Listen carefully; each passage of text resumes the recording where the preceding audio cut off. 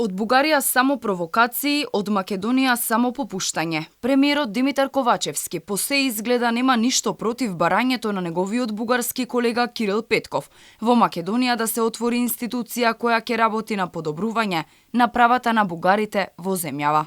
Ние сме единствената држава во Европа практично која што има Министерство за помалите етнички заедници. Ние имаме единствени во Европа законски решенија со кои што се унапредуваат правата на помалите заедници во секој смисол.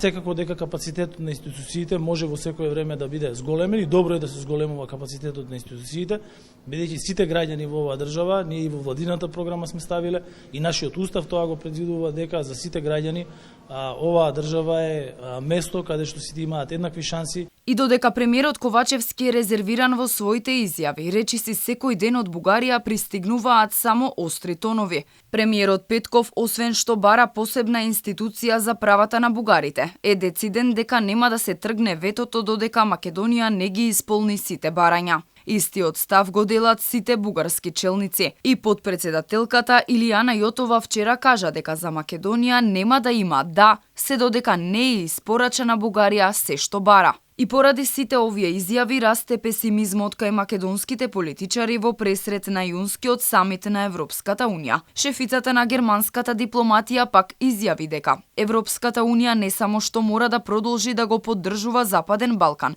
туку и да го исполни ветувањето дека ќе го внесе регионот во Унијата. Сепак европските челници многу пати ни порачале дека спорот со Бугарија треба да го решаваме сами, без нивна асистенција.